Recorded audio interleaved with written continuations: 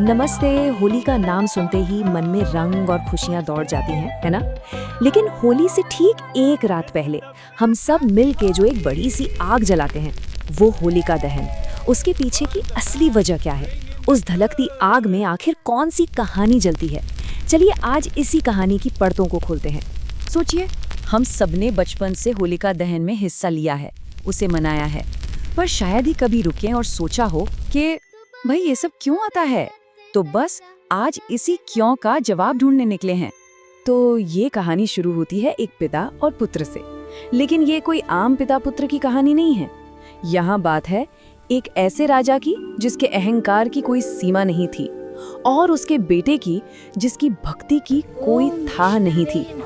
ये टकराव था जिद का विश्वास से। एक तरफ थे राजा हिरण्यकशिपु, असुरों के राजा, जिन्हें एक ऐसा वरदान मिला था कि उन्हें लगता था अब वो अमर हो गए हैं, उन्हें कोई नहीं मार सकता। और बस इसी घमंड में उन्होंने ऐलान कर दिया कि अब से वही भगवान है। और दूसरी तरफ उन्हीं का बेटा प्रहलाद, जिसकी रग रग में सिर्फ भगवान विष्णु का नाम बसता था। अब जाहिर है प्रहलाद ने साफ साफ कह दिया कि वो अपने पिता को भगवान नहीं मान सकते। बस यहीं से टकराव की असली शुरुआत हुई।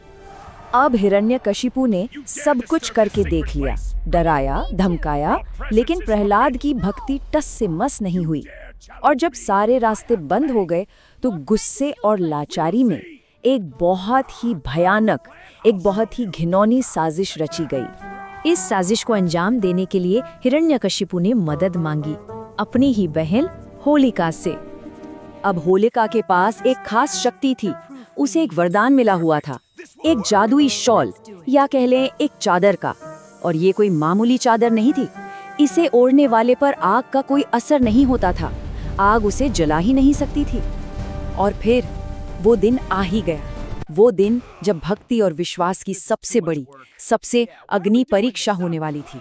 तो हुआ ये कि योजना के हिसाब से होलिका उस जादुई चादर को ओढ़कर प्रहलाद को गोद में लेकर एक बहुत बड़ी चिता पर बैठ गई। चिता में आग लगा दी गई, लपटें ऊंची उठने लगीं।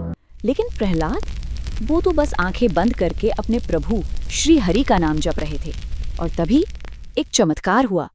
अचानक हवा का एक ऐसा तेज झोंका आया कि वो चादर जो होलिका को बचा रही थी, वो होलिका के ऊपर से उड़ी और सीधा प्रहलाद को ढक लिया। और उस चिता की राख ने जो कहानी लिखी, वो अच्छाई की बुराई पर एक ऐसी जीत की कहानी थी जिसे दुनिया कभी नहीं भूल सकती। तो आखिर में हुआ क्या?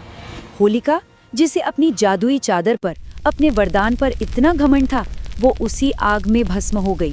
और भक्त प्रहलाद, वो उस आग से ऐसे बाहर आए जैसे उन्हें एक खरोच तक ना आई हो। उनकी भक्ति ही उनकी असली चादर बन गई थी।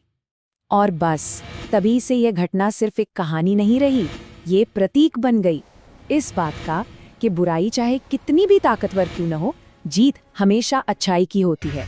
ये प्रतीक है सच्ची श्रद्धा की शक्ति का। और जानते हैं, यही वो वजह है कि हम हर साल होलिका दहन करते हैं। ये जो आग हम जलाते हैं ना, ये सिर्फ लकड़ियों का ढेर नहीं है। ये असल में अहंकार को, बुराई को और नफरत को जलाने का प्रतीक है। ये भक्ति की, अच्छाई की जीत का जश्न है।